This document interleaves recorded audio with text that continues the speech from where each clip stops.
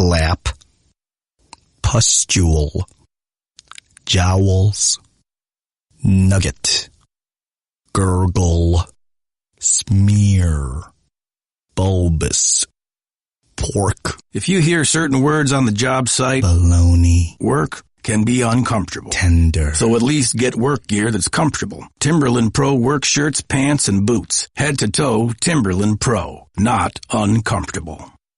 Moist.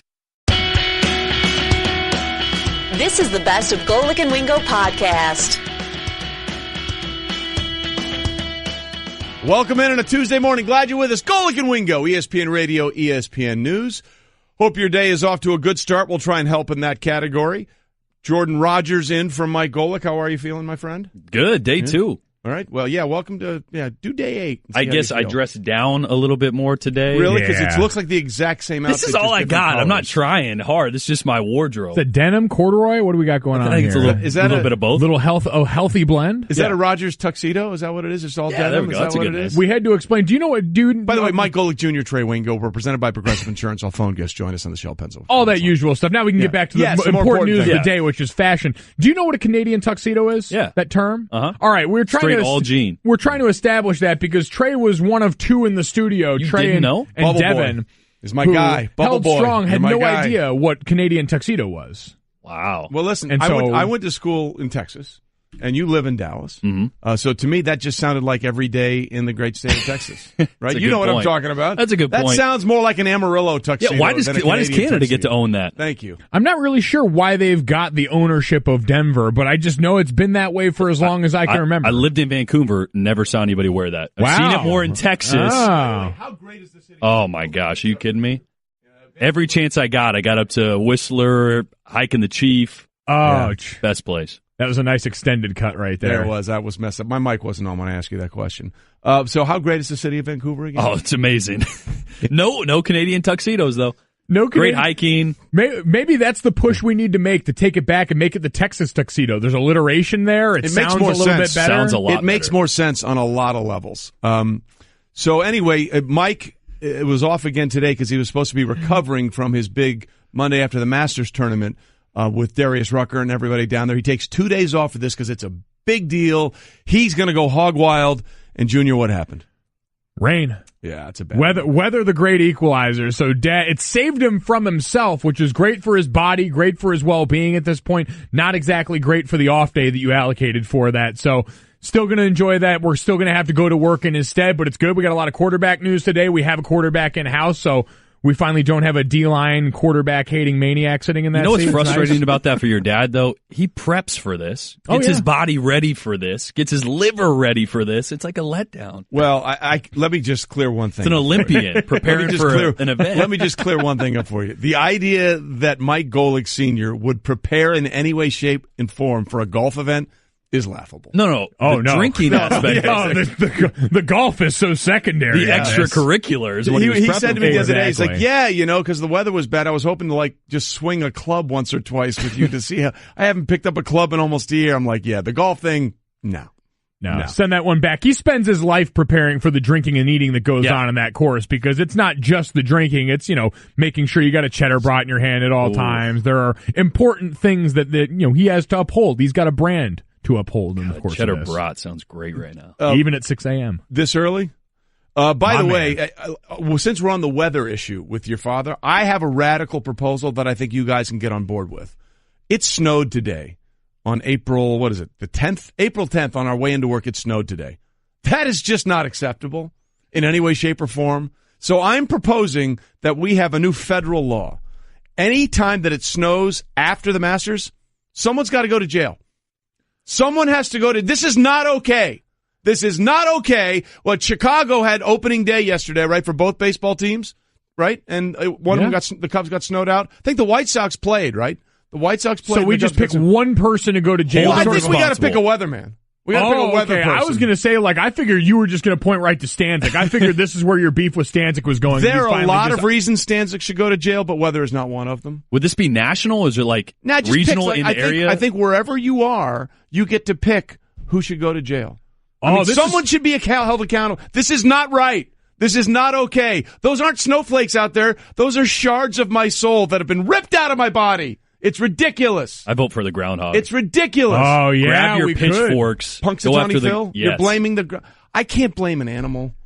But he's setting our expectations. He is. Plus, but see, we don't want PETA against us. We don't want to go down that road. That's a fair point. I think we can all agree that weathermen are to blame because they are giddy in these scenarios. They're like, ooh, let me explain how rare these 8 inches of snow is on April 10th. Isn't this amazing? No, it's terrible. It's absolutely terrible, and someone should be held accountable. Are you with me on this? I am with you on this. Should one of us go to jail every time we don't start off the top by 6:05? No, that's a separate issue entirely. We can have that discussion. That's more of a state law than a federal law. I like that. I like the Hunger Games style reaping here of weathermen. You line them all up. Yeah. Yes, Allie, put it on the Twitter poll. Should someone be held accountable and go to jail every time it snows after the Masters? Especially when they set you up like it's not going to happen, and then you don't wear a jacket and it's snowing. And you don't have your Canadian tuxedo on. All right, here we go. Let's start off the top. It's time for Off the Top Whether you like it or not, It's just beginning. with Golic and Wingo. well, we've got 1 day left in the NBA regular season and one playoff spot still up for grabs. 3 teams clinched berths in the Western Conference on Monday. Spurs, Thunder, and Pelicans all secured their spots in the postseason with wins. It is the 21st straight playoff appearance for the San Antonio Spurs, tied for the second longest streak in NBA history. Just a monstrous accomplishment for them. We were thinking about it this morning. Allie and I were talking. I can't think, and Trey, you might be more apt just because of the sands of time for you, what you've done for 21 years straight that you can really count on. Because for the Spurs... Showed up here. Very true. There you go. All right, that's an impressive one in its own right. Not here, but in the building in general. Yeah, no, in this general area. That's impressive in its own right because for Greg Popovich, you could argue that this might be his best coaching job. Brad Stevens is going to get a lot of shine in the Eastern Conference for what he's done with a Celtics team that's been a triage unit for most of the season. But to do it without your best player, the guy that was supposed to lead your franchise going forward, a lot of respect for Greg Popovich in this aging roster. There is nothing I've done for 21 straight years. No. Except for number 1 and number 2. Other than that, it's absolutely nothing. You've breathed for 20 yeah. You know what I like? Pelicans, Anthony Davis, you want your stars in the playoffs. Absolutely. He's going to have an opportunity. I think he's only been in the playoffs once before, right? Yeah. Anthony Davis? Yeah, I think so. So for him, for the Oklahoma City Thunder, who were getting ready to maybe wear that egg on their face if that roster that came together fell short of that goal, a lot of teams checking that box, thankfully. I'm not sure that checking in right now is the 7th seed, really. Ticks a lot of boxes for what was expected from the Oklahoma City Thunder, but they're there. Yeah, they're there. A lot better than not making it. That's also true. If it's a black and white thing, if it's a zero-sum game, they're on the right side of it, no question. But to your point about the Spurs have had a lot of winning moments under Greg Popovich's tutelage. Tutelage, that's a great word. And winning moments brought to you by La Quinta Inns and Suites. That's a great Inns and Suites. Book at LQ.com and win at business. Did you mention the Thunder? Why, yes, I did. Off the top. We continue because Russell Westbrook racked up a season-high 18 rebounds, 13 assists, and 23 points in the win over the Heat. This was not a surprise because now it's all set up for what we knew was going to happen. Oh, yeah. Westbrook needs 16 boards against the Grizzlies in the regular season finale on Wednesday to average a triple-double for a second straight year. He needed 17. He gets 18. That's just the ultimate troll. He's like, guys, I don't want no drama for this last game. I want everybody watching me, so I'm going to do just enough so I know I can still get it. And his teammates did just enough, too. You saw everyone kind of going to work a little bit extra to clear out space and make sure he got it. Because we all understand where the importance is. In what world do we lead the stat line with rebounds? I haven't heard of an 18, 13, and 23 game like that. It's like we're doing the dates in Germany. Yeah, exactly. From a guard. So listen, we're just shaping the story as it's being unfolded, right? Okay, is there any doubt in anybody's mind that he may get 16 boards by the end of the third quarter in Wednesday's game? He's not. This is going to be put to bed rather early. Don't you think? As quickly as possible. He wants a fourth quarter where he doesn't have to worry about that. And it just shows us it is kind of silly and arbitrary, the fact that this was the defining characteristic for his MVP campaign last season. And no one seems to care. And he's about to do it 2 years in a row. Which has never happened. And no one seems to care. Kind of a big deal. Yeah, we're just sort of moving on. Oh, yeah, that's great. It was wonderful. Oh, you've done it already? Okay. Brett, do you have some historical perspective? Because Brett, our researcher, is now part of the show. Do you have some sort of perspective you'd like to share with us? I was just thinking of the famous Ricky Davis game where he put the ball off of his defensive rim so that he could get a rebound. Absolutely. I don't think Westbrook would stoop that low. He might. But Why would you not? I was going to say, absolutely. Are we watching a different Russell Westbrook? This guy does not seem above that at all. No. And Brett, this is your guy. He's a UCLA guy. He is my guy. I'm just saying he's so crazy that he would do something like he would be totally reckless, but I don't know that he would go back the other direction. How many rebounds do you think Josh Rosen would get in an NBA game? Oh, I mean, 15 by halftime, probably. Again, did you guys know that at one point Brett lived in the same apartment where Josh Rosen now lives? I mean, this is a big thing. It's fascinating. Did he have a hot tub? Never heard that in before. His apartment back then? Brett's actually seen the hot tub. Been Brett in the bought hot it tub from him. I think Brett bought him the hot tub. All right. Off the top. That's a booster. On. The reigning NL and AL Cy Young winners both pitched great on Monday. Max Scherzer and Corey Kluber combined to strike out 23 over 17 scoreless innings while allowing 2 hits each. It's the first time that both reigning Cy Young winners threw 8 scoreless innings, allowing 2 or fewer hits on the same day. And that is a very specific stat brought to us by the Elias Sports Bureau, Mike. It's what they do best, and what these two guys do best. It's interesting now as we start to get into the meat of the Major League Baseball season, get out of that initial glow. Sure. Who's going to start to pop up again storyline-wise? Because we're going to mention these 2 Cy Young winners, obviously, but you look at one of his teammates in Bryce Harper, a guy who has started this season on fire, and because of the success of Shohei Ohtani, because of the struggles of Giancarlo Stanton, we haven't even gotten to what could be the meat of the Major League Baseball diet for the season. Doesn't it feel like Harper's got something to prove this year, too? Contract year? I think people are going to throw buckets of money at Bryce Harper. Oh, my regardless. gosh. I mean, look, he may be, they, as a team, they might like actually to try and win a postseason series should they get there. That may be something to prove. I'm pretty sure Bryce Harper has very little to prove. Bryce Harper is the Russell Westbrook of MLB. From an attitude standpoint, from a hustle, from an effort standpoint. I think there's a lot of similarities between those two players. Absolutely genuine anger, it seems to be in a lot of situations. And for Bryce Harper, he was also that guy for a while that looked like he was ready to take up that mantle of the new wave of baseball, the make baseball fun again movement. He was a guy that was vocal and brash in a sport that doesn't really reward that. And it's been interesting. Last season, struggled a little bit, dipped production-wise compared to his normal relative status of unbelievable like we're seeing right now, but maybe you wonder if that's the something to prove that, hey, I'm still the guy you should be paying attention to, not these other jokers. Doesn't need to prove his facial hair. No. His hair game is long and strong. Brilliant.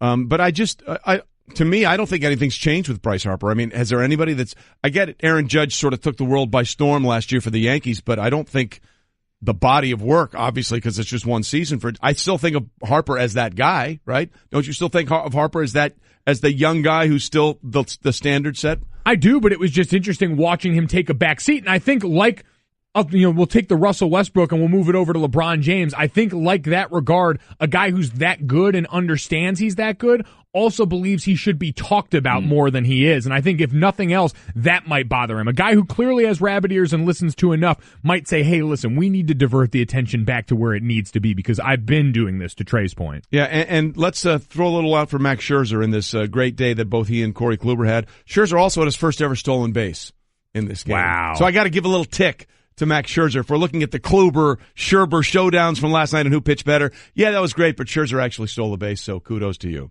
Off the top. And then the Yankees and Red Sox meet for the first time this season as they begin a 3-game series on Tuesday, 7 o'clock Eastern on ESPN. Red Sox ace Chris Sale gets the first crack at the Yankees hit-or-miss lineup, and we mean hit-or-miss, hit or miss, because Aaron Judge is 0 for 12 with 10 strikeouts against Sale, and then, of course, Giancarlo Stanton has never faced Sale, but he's doing okay in the strikeout department. And by okay, I mean he has an MLB worst 20 strikeouts already this year and 10 in 2 games. If Stanton thought the boos were loud now, go out and whiff 3 times against the Red Sox. Come and find out. We've heard people start to rumble of the pressure of New York getting to him. You're right. Let's stop that now, can we? Oh, no. Can we just stop that? It's 10 games in. It's ridiculous, and the point I've made is it only gets worse. Trey clearly doesn't understand. Did I miss something? What? You said we're only 10 games in, right? But yesterday you were coming at me with all the historical context, like this is unbelievable. No, now you're giving him a pass? No, I'm saying it's never happened before, but I'm not going to say his entire season is going to be this way. But what if he comes out and starts whiffing against the Red Sox? I mean, that pressure's going to get hot seat. Well, listen, the more he strikes out, the more pressure there's going to be. I'm going to take the long view on Giancarlo Stanton. I mean, it's been a horrible start. There's no way around that. But if you're asking me, based on everything we've seen from Giancarlo Stanton, do you expect him to strike out 5 times in a game, twice every 10 games? The answer is no. It's never happened before. It's just a horrendous start. That's all it is. And it could start to get worse. And I get Jordan's point in this and the fact that there are going to be things that mean more along the way. And that was really my idea from the beginning was this isn't pressure now. The pressure will come later on because of the expectations for this team, because of what people expect them to do, because of what Judge did in those pinstripes last year. And when you start playing your rival who's started the season off pretty darn good in the Red Sox, who may never lose again. Well, that's my favorite thing about the Red Sox and what they've done. Game one, they did something last year they hadn't done all year, which is blow a lead of 4 runs or more. And they lost. And they put together 8. It so rattled them, they found a way to win 8 straight games. And we'll see what happens going forward as Chris Sale and the Red Sox take on the Yankees. By the way, in this idea of pressure cooker for Giancarlo Stanton, someone has weighed in already, as you might expect. Giancarlo Stanton, look, man. Somewhere in your car, you listening right now, probably showing up for batting practice, whatever the case may be. Let me say this to you, Giancarlo Stanton. I'm happy that you're a New York Yankee. I'm happy that you're a New York Yankee. You smacked 59 home runs last year. You won the National League MVP. You are a stud personified. I get it. Damn it, you can't strike out 5 times in one game. You can't do it. You can't do it. It has to stop. It has to stop. You just can't do something like that, man. Okay? You just can't do that. Stanton, I mean, come on. 5 strikeouts in one game again? This is the second time. It's the second time. That can't happen. Stephen A., it has happened. And it's happened twice. So you can screech about it all you want. It's happened. And it's not the end of the world. If he's batting 187 in July, scream all you want. It's just a bad start. That's all it is. Do we think he's afflicted with Ed Whitson disease at this point? Do we really think that? Do you know what Ed Whitson is? Congrats on the reference that evaded literally the rest of the studio and staff. Ed Whitson was a Yankees pitcher in the 80s that came over from the Padres, and he admitted to having nausea and could not handle pitching in New York. Do we really feel like that's going to happen to Giancarlo Stanton, that he's really going to fall apart that quickly? The answer is no. The answer, of course not, is no. Take the long view. Could we have maybe used a Randy Johnson, someone that people might have known, something like that, a little more in the middle there? I mean, that's fine. I respect the deep cut right there. But by the way, just so you know, when Randy Johnson struggled, they referred to it as the Ed Whitson situation. So I always go with the originator. Really? Ed Whitson? All right, but put it on the poll, the Ed Whitson situation. Hey, listen, I have no problem teaching you guys up. I got no issues with that. Can we get Stephen A. to call our weatherman? Oh, that's what you need. Ooh, you can't do really it. Good. You can't. It's not really supposed to be snow. You can't do it. Yeah. He should be the judge that gets to decide which of the weathermen goes to jail. He should hand down the verdict. And you know what he should say to these weathermen when they talk about more snow? Oh, hell no. Oh, hell no. So Stephen A. is just our personified sort of extra body on this show at this point. We're going to play all those cuts as long as we can. Again, I've said it before. I'll say it again. I would like to care about one thing in my life as much as Stephen A. cares about everything in his life. I would love to have that much energy about one thing that he has about everything. I would like to be able to confidently assume that Giancarlo Stanton is listening to my radio show as I sit there and rip him. That was another one. I know you're listening. Really? Do you know that? See, Are you sure about that? Sitting in your car. Probably going to batting practice. I said this yesterday because I saw after the Cleveland Cavaliers, who were playing in New York, finished the game. They're in Madison Square Garden. There's a lot of celebrities, and LeBron James just casually got to go and high-five Chris Rock and Aziz Ansari and Michael Strahan and, missed Patrick Reed, who's getting ready to come on with us. The Masters winner got no love on the sideline there. I would like to walk off the radio set one day, turn off the microphone, and just get to casually dap a bunch of celebrities. That's what I feel like life is like for Stephen A. Smith, where he just walks out the studio and that's a line of people waiting for him like that to receive him. Probably. So we appreciate his input on Giancarlo Stanton. But again, it can't happen. It has. It's happened twice. The question is, can it happen again? That's the bigger issue going forward. Golic and Wingo, presented by Progressive's Home Insurance. Get your quote at Progressive.com today. Okay, so again, we've got this one-game showdown now between Minnesota and Denver on Wednesday night for the 8th and final playoff spot. So let me ask you guys this, because we're trying to shape up the final playoff situation in the NBA. What is more compelling to you? To see who gets in the postseason in the West between Minnesota and Denver, because Minnesota, Tom Thibodeau is an interesting dude, and obviously Karl Anthony Towns is one of the best players in the game, and he might be interesting to see what happens with him in the postseason. So you're more concerned about who locks down the 8, or are you more concerned about who locks down the 3 in the East, whether it's Philadelphia or Cleveland? I was going to say it's got to be the 3. I mean, do we really care about who locks up the 8? Yes, it would be great to see Karl Anthony Towns, a young player who's going to be very good in this game for a long time, play in the playoffs, but come on. That's shuffling deck chairs in the Titanic over on that side. What's interesting is the 3 seed. I feel like if anyone should care about it, it's probably the Toronto Raptors, because the longer you can avoid the Cavaliers in the Eastern Conference playoffs, there you go, the greater chance you have of at least walking out of this with some semblance of pride, because you are going to lose to the Cavs. It's just a matter of when. And for the Cavs, that means they could possibly line up with the Celtics in round 2? Yes, I believe that would spit them out there. That'd be a good matchup for the Cavs. So all in all, that 3 seed going to end up being a lot more important than whatever team is going to get mowed down by the Houston Rockets first. So again, that's really the drama left in the NBA's regular season. Who gets the 8th seed in the West and who gets the 3 seed in the East between Cleveland and Philadelphia. We'll parse that a little bit later when Brad Stevens, the Celtics head coach, will join us later on this morning on Golic and Wingo. We got a lot of guests coming up. Herm Edwards, Arizona State head coach, will join us to talk about a situation that we're going to talk about in just a minute. Plus, Eddie Olczyk from NBC Sports will be by to talk about the NHL postseason. By the way, the greatest postseason, don't at me on that, the greatest postseason you will ever experience, whether in person or watching. NHL playoffs and the quest for the chalice, it is the best thing going. 8 o'clock Eastern, Patrick Reed will join us, 2018 Masters champion. As I said, Brad Stevens will join us at around 8:30. Our ESPN NFL insider Louis Riddick will join us at 9 as we get closer and closer to the start of the draft. And at 9:30, Mikal Bridges of the champion Villanova Wildcats will join us in studio to talk about what next for him. But coming up, an NFL quarterback made an Ernest Hemingway reference yesterday, and it might not be the strangest thing that he said yesterday. We'll get to that. Golic and Wingo. and Wingo. Trey Wingo and Mike Golic Sr. Golic and Wingo with you on ESPN Radio and ESPN News, presented by Progressive Insurance. All phone guests will join us on the Shell Pennzoil Performance Line.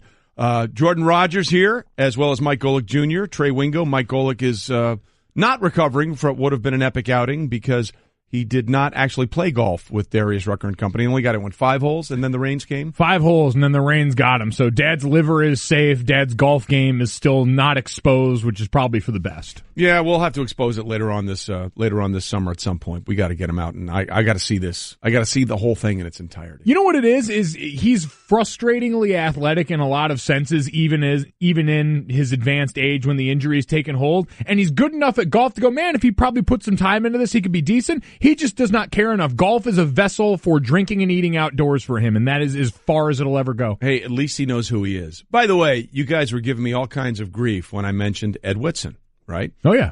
Buster Olney, I think we all know that he is a baseball historian. Baseball enthusiast, someone who knows the game. He's a sage. He's a guru. You know, he's someone who knows.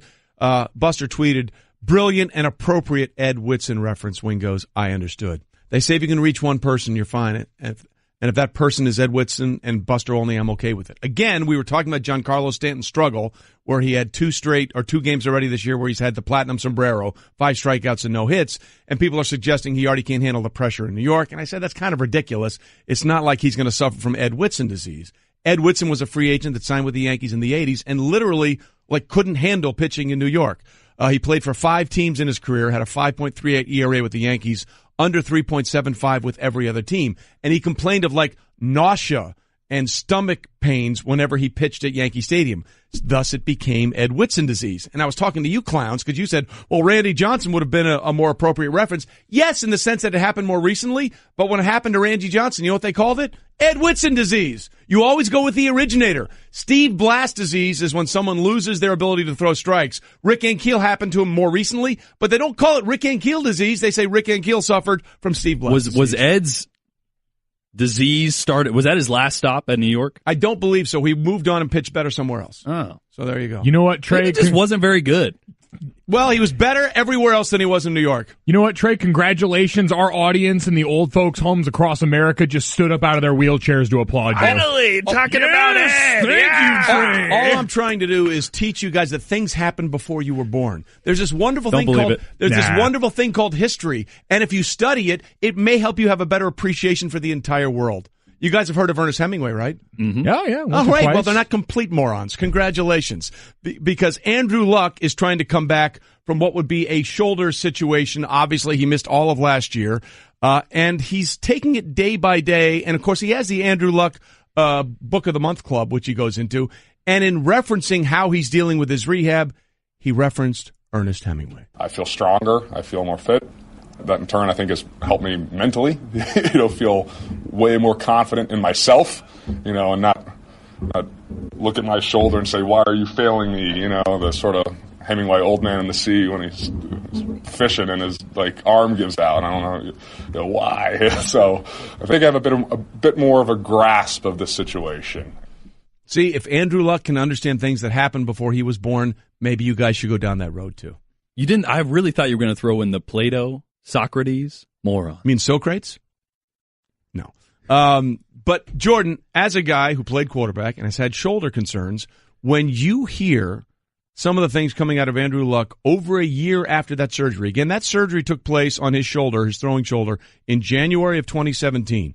We are now into April of 2018, and he's still not fully there. Where's your level of concern? It's really, really high. My level of concern for the fact that he's not throwing a football right now is extremely high. I get it that there is a way that you're supposed to rehab. There's a process. You have to do it right. And he even alluded to the fact that he hasn't done it right a lot of times and probably hurt himself. But you haven't picked up a football and thrown it over a year out.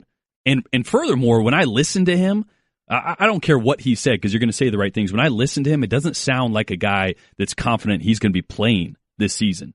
Not that he'll be ready to throw or that he'll be throwing, but that I don't believe he'll be stepping on the field when the season starts. I didn't hear any confidence that told me that. Yeah, and for an organization that's come out and tried to have that confidence on his behalf, we've heard from Jim Irsay, we've heard from everyone around him trying to make it sound like this process is much further along than it is because they are rightly scared by that. To your point, the confidence seems like the shakiest part in all this because we know, of course, along the timeline of playing, everyone gets injured, everyone's coming back from something at some point, and that mental hurdle is the hardest one to clear at long last, but especially for a quarterback, when you're dealing with a shoulder injury like that, I have to imagine that's the most difficult version because that's your lifeblood. That's what you're built on in every way, shape, and form. And as a quarterback, it's not just, is he right now, over a year out, you'd expect you'd be throwing. Okay, he's not, but you're changing your motion now and talking about things you're going to do to hope that you can play longer. Not good.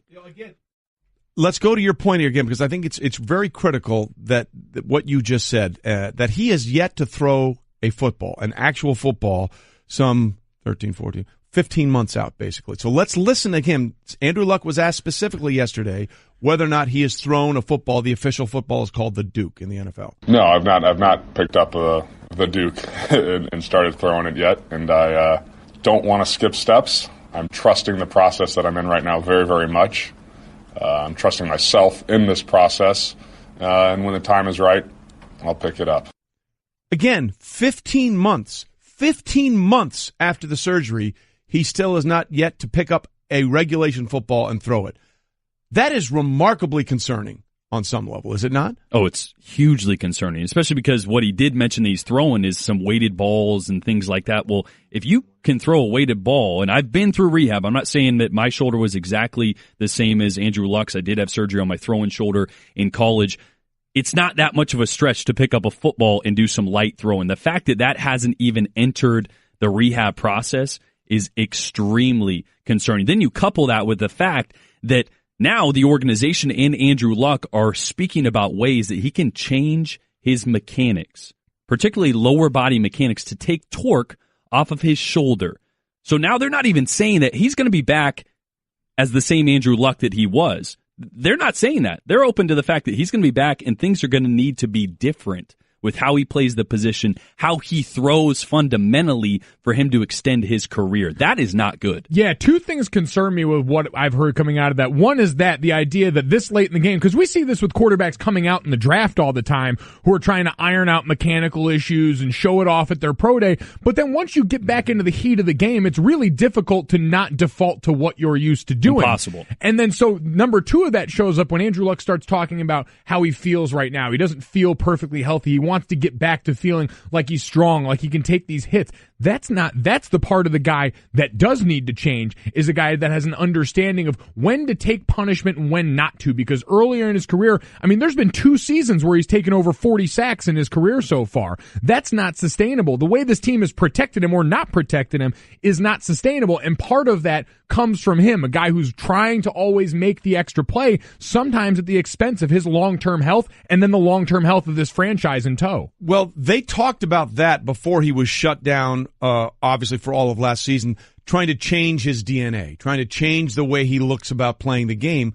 But that's going back to what we talked about with someone trying to change their golf swing or their throwing motion, right? When you can do all these drills and do all this kind of stuff, but when it's live and when it's happening, you resort and go back to what you know naturally. And that may be the hardest part about all this when he gets on the field, is his ability to not do the things that he's trusted to make him the best quarterback can be his entire career, right? Yeah, can we just put that to bed? And you've been an athlete, you were an athlete for a long time, big golfer, you understand what it's like.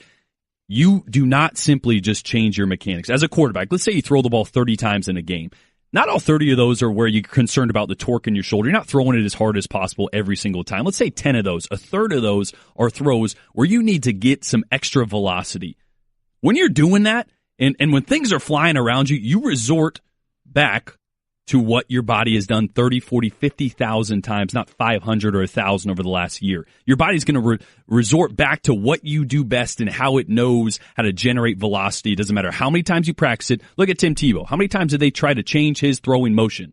Doesn't happen. I don't care if it's lower body or upper body. Muscle memory is a thing that doesn't just change. It doesn't. And I completely agree with you in that regard. So I want to see decision-making change. Yes. Because this isn't, that you can. This isn't Cam Newton, who we saw try and do this last year within the confines of an offense that wanted to move away from him as a rusher, which is such a valuable part of his game that at the end of the day, they couldn't do that. But Andrew Luck, not a design rusher, but a guy that, let's say at the end of a play he's trying to extend, instead of holding on a little bit longer, throw it out of bounds and don't take that one big shot. In the pocket, get rid of it a little bit earlier. Those are things that I think you and I both agree you can change. As an offensive lineman, you would like to see your quarterback, who you know is your guy's meal ticket, is the reason you do or don't go 3-13 or whatever they went in a season, is because of that decision making. Look, it's been very difficult for the Colts without Andrew Luck over the last couple of seasons, and the idea that he's still not throwing that football 15 months after the surgery, boy, there's a lot of hope going on at this point that he'll be ready to roll and be able to throw that football. Because we were having this conversation at this time last year.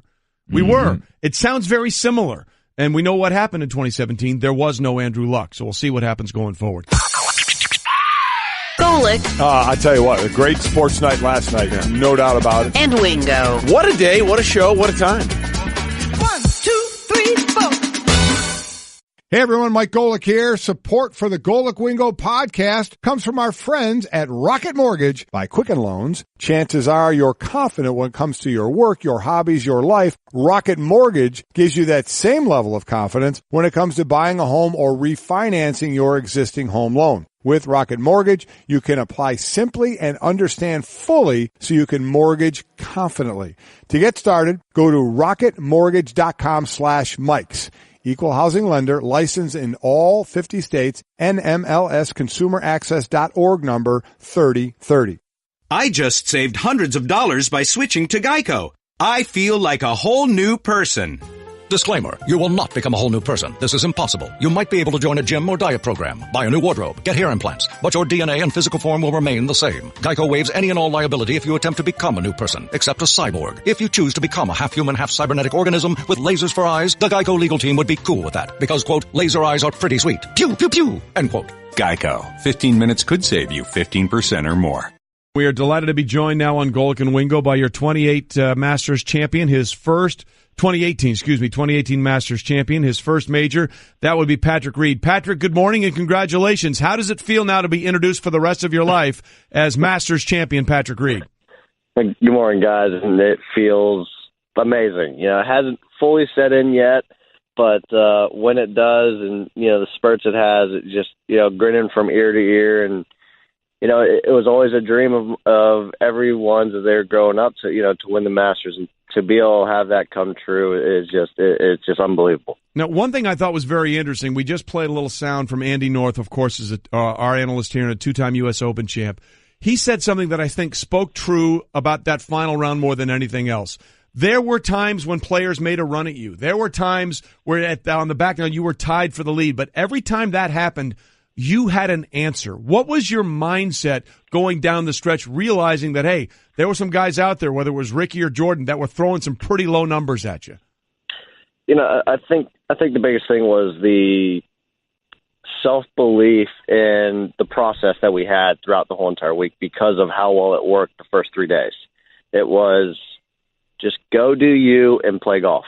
He goes, it's still just golf. He's like, do what you do. That's play golf. Don't get too wrapped up in the hype of in how big of the moment it is. And, my caddy kept on reminding me that, hey, there are holes ahead of you. So they have less holes, and you're coming up to those holes that they're birdieing. So obviously, they're birdieable holes. So he just kept on reminding me, he's like, you still have those ones coming up. You can birdie those as well. You'll be right back up on top, or you'll be back up 2 or whatever it is at that point. And he just kept me in it mentally to just go out and play free and just play golf. That's a great point that I think a lot of people don't understand as we're talking to Patrick Reed, the 2018 Masters champion. Golf is such an individual sport, but that reliance or that relationship with your caddy is such a big deal. Jordan Spieth talks about that with Michael Greller so much, and obviously for so many years, Bones and Phil Mickelson worked together. That seems like it was a real big part of you being able to finish down the stretch here. It was, because my mentality when I play golf, I'm very aggressive. A lot of my bogeys, every once in a while are my bogeys a bad swing, but a lot of my bogeys come from just careless mistakes. Going at a flag that you're not supposed to go at with a long iron, hitting a driver off a tee when it's not a driver, going for a par 5 when you're not supposed to be going for it. I've always done the live and die by the shot. If I feel like I can pull off a miracle shot, I'm going to try it. And he was able to just pull me back and say, hey, like when I step up on 16, that left flag, he goes, where are you going with this one? I'm like, I'm going to go at the right edge of the camera tower, which is basically the middle of the green, so it's going to use that slope to bring it back in.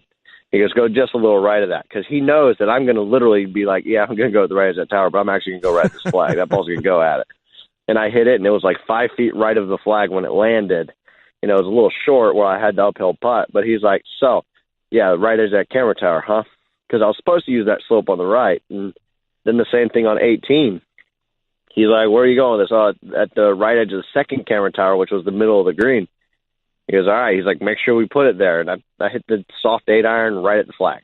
Yeah. And he's just like, he's like, you just can't go away from the flags, can you? I was like, hey, it's just in my DNA. It's hard. And, it was just, I was just thankful enough to have him, be there and understand when to pull me back, etc., as well as when he could just let me loose and let me go. Patrick, as we go through this, one of the things that was interesting, you didn't wear red on Sunday, which is normally your modus operandi, as an homage to Tiger Woods, who inspired you to play. Why didn't you wear red on Sunday? Yeah, so Nike, I was lucky enough to, join up with the Nike family and be with the Nike team. And, during majors, Nike scripts the team and the guys and what they wanted to wear. And this year they wanted to have a storyline where, every player on Wednesday, Thursday, Friday, Saturday were in the exact same color, but were in a different style of shirt. And then on Sunday, everyone was in the same color, which was the azalea pink, but had a different style of shirt, excluding Tiger. T-Dub was always going to be in black and red. And so, I was fine with it. I was like, I'm a part of a family, a part of a team. Let's go ahead. Let's be a part. And let's try something new, try something different. Let's see if it works. And who knows? Azalea pink might be the new red. Well, listen, it might be the way it turned out for you. Patrick Reed with us, our 2018 Masters champion, and both those colors go well with green, which, of course, is what you wear with the green jacket. A lot of people have described you, Patrick, as a little bit of a villain on the tour, as opposed to the cookie-cutter guys on tour, and they think they like that, the little give and take. Are you okay with being that guy sometimes that people are like, yeah, look at that dude? Honestly, it doesn't matter to me. I mean, when I think of it, I think of everything. I just, I want people to know me for who I am. I want to be me, and if I'm not happy with something, people are probably going to know. If I'm happy about something, people are going to know. And, it's just one of those things. If I feel like I'm living the way and carrying myself how I feel like represents me and who's true to myself on and off the golf course, then, I'm living right and I'm happy. And, that's to me what really matters. And, some people will say that, I'm the villain of the tour. Some people will just say that, I'm passionate on the tour. There's just so many different ways that people put it. But I mean, it's just how people want to, what media and people want to say and call me, really.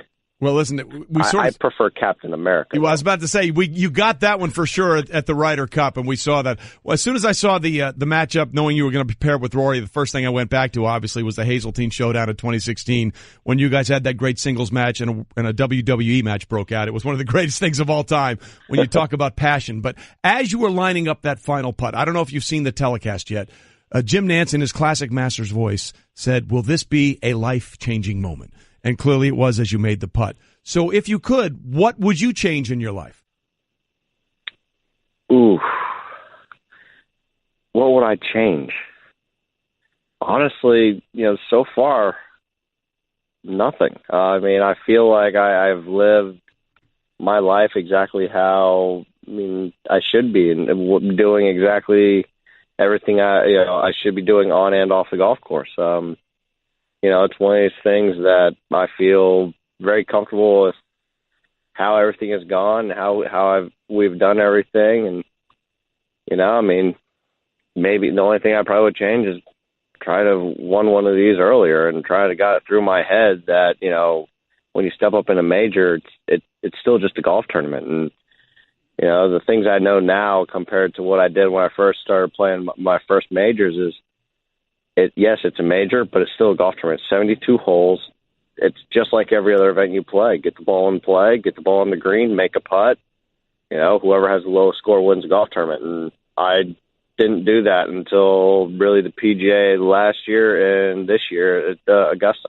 Well, it certainly worked out this year at Augusta, no question about it. So now you are Captain America and a Masters champion for life. Patrick, congratulations, and thanks for being with us this morning. Thanks, I appreciate it. Golic and Wingo. It was all sort of one big giant Jell-O mold. It's very interesting where that went. Head coach of the Boston Celtics, Brad Stevens. Brad, first of all, congratulations on what has been an amazing year for you. You lose Gordon Hayward game one. Now Kyrie Irving is out for the rest of the regular and postseason, and somehow you guys have 54 wins. What has been your message to your team all season long to get them this way and stay so resilient? Well, I just think you have to have the right guys. I think that it doesn't matter what your message is if it's not a group that believes in themselves, it's excited about, an opportunity that, has been presented to a bunch of younger players. And, these guys have worked hard. They work the right way. They're very connected. They're very unselfish.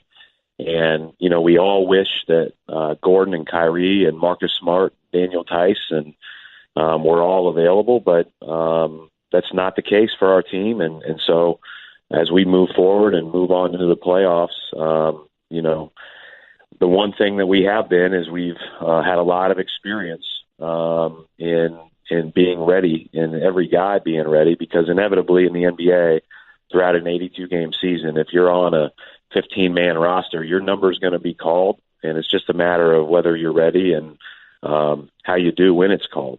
Coach, just the sheer challenge of losing the talent that you have. A lot of media, people included, counting you guys out for the playoffs. As a former athlete, I've been on the other end of a lot of coach talk. Is that something you use as motivation for the players, or is it status quo? Well, I think everybody else will handle that motivation for me. I think what we'll do is we'll just talk about our next opponent how the guys in our locker room that are available to play can play best against our next opponent and prepare that way. I mean, obviously that's a question or something that already our guys are being asked about. And so, hey, these guys are NBA players. They prepare the right way. They have great strengths. And we've got a lot of good players on our basketball team. And so, of course, they're going to be prideful when, it's suggested that, they're not as good. And I'm really, really pleased with the attitude there. And again, we've got good players. Terry Rozier and his growth has been tremendous. And a guy like that's going to benefit from this extended opportunity. We've gotten to throw Jaylen Brown and Jason Tatum into the fire, which, not every young guy gets to do. Sometimes you get a chance to play on teams where, there's not as much responsibility when you're young early. Sometimes if you do get on a team like this, you don't get to play as much. Well, they've had both worlds. And then obviously we've got some older guys in Marcus Morris and Al Horford, Aaron Baines, Greg Monroe that, I think do a great job of leading by example and are really guys that can keep our younger players, focused and on what's important over the next couple of weeks. Because the one thing we don't want to do is make it about anything more than playing well. That'll continue to be our focus. Brad Stevens with us, the Celtics head coach. And let's go back to one of those young players you were talking about, Brad, as you guys are 54-26 with two games left to play, and that's Jason Tatum. Has he surpassed your expectations, or what were your expectations when he came on, and what has surprised you the most about what you've seen from this rookie?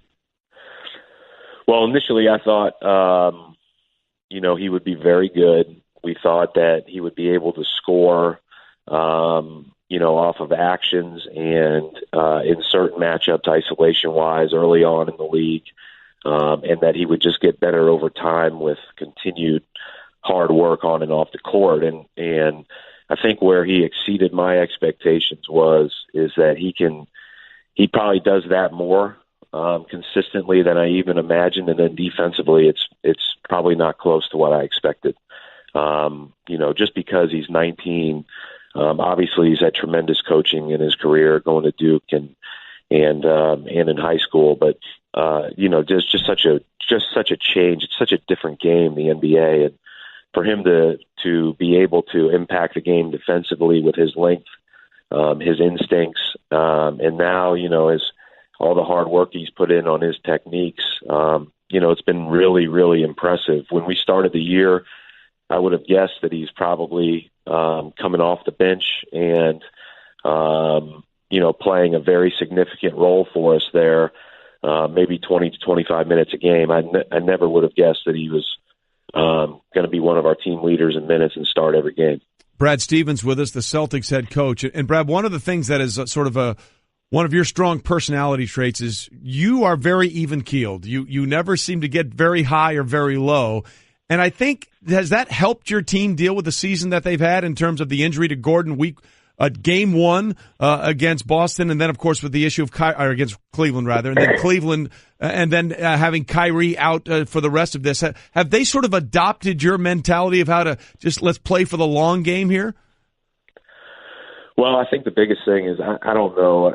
Again, it's much more about the guys in the locker room have to believe. The guys in the locker room have to have a mentality of growth and getting better every single day. And I think that as coaches, we do have a responsibility to make sure that we adjust to who's available. And there's not much value in sitting and wallowing about, what's not going well or who isn't available. I mean, everybody else is talking about it on the outside. Our focus has got to be on who is. Obviously, again, we feel for those guys because their season got ended, and as a coach, you don't think about what your team could have possibly done. You just feel like for those guys, it stinks. But for these guys, it's opportunity, and it's our job to help put the rest of these guys in position to embrace that, have fun with it, and see what we can all accomplish. No, it's been a remarkable process all season long. Brad Stevens with us, the Celtics head coach. Look, I don't have a Coach of the Year vote, but you would have strong consideration if I had a vote, Brad, because of what you've been able to overcome and the number of wins this team has been able to put up and find different players to come up in different situations. So with that in mind, I know you don't have an NBA vote, and we'll take your players out of it. It's been a debate we've had a lot this year about Russell Westbrook and maybe doing a second straight season with a triple-double average. Never happened before in NBA history. What James Harden has done for the Houston Rockets, deservedly to be in that NBA candidacy. And then what LeBron is doing 15 years into the league, playing 81 games. He's going to play all 82. And the output that he's been able to bring to the Cavaliers. If you had a vote, where would you lean? Yeah, that's a great question. I mean, I think obviously Westbrook, the triple-double talk is incredible to be back in that mix in the second year. And Harden's year and how difficult he is to guard, how they have been able to incorporate not only Chris Paul, who's great, but other guys that are new to their team and how they've thrived defensively as well as offensively. There's an argument for everybody. The one thing I'd say is for LeBron to be playing at this level and continue to play at this level is just remarkable. And, we've played him in the playoffs, the two of the past 3 years now. He's really special, and I think sometimes he doesn't get as many MVP votes because his name's LeBron, and he's been doing it so long that people just kind of move on to what's next. And he's had an unbelievable year. Yeah, the fact that he can go 82 games in his 15th year is remarkable, and the fact that you've been able to get this team to 54 wins with so many things is also remarkable. Brad, we appreciate you being with us, and we'll see what happens with the Celtics in the postseason. Thanks so much. All right, guys. Thanks. Golic and Wingo. Let's not expect too much. There's only one person out there that's expecting way too much out of this guy too early. We know who that is. It's his father.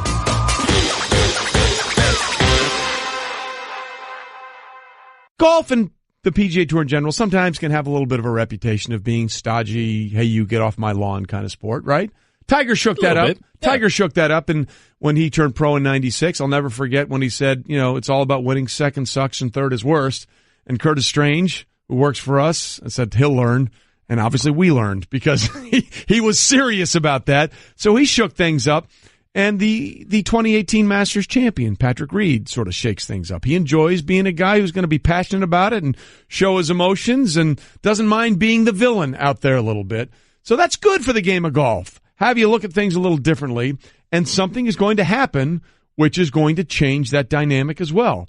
PGA Tour stop in New Orleans, the Zurich Classic, is doing something to revolutionize the sport's stuffy outlook. In 2017, they shook things up by changing from a traditional stroke play to a two-man alternate shot team excursion, which was fun. And in 2018, they are joining the party. They are doing what almost every other sport has done. Walk-up music for the golfers to the first tee. You like that?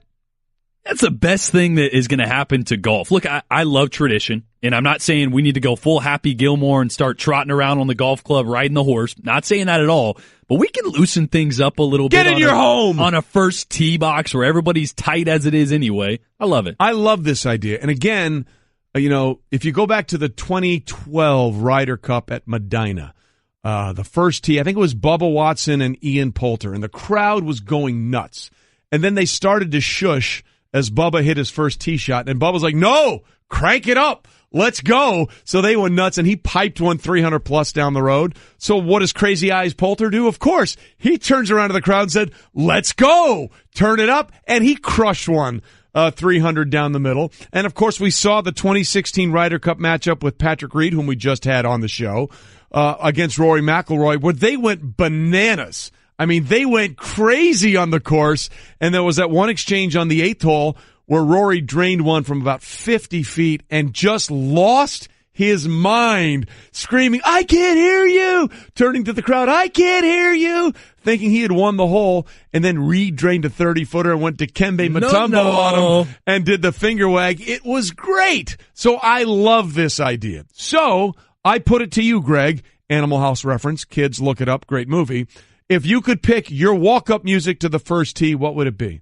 I mean, I got to go with my roots, which would be old school T Swift, but I'm going to flip it a little new school and go with Shake It Off. Shake It Off by Taylor Swift. Now, okay, for those that aren't watching on ESPN News, I'm repulsed. I don't know what he's doing, but I do it as well. Either. But a little shoulder shimmy right there. So, again, you went to school at Vanderbilt, so obviously Nashville, country music is a big part of it.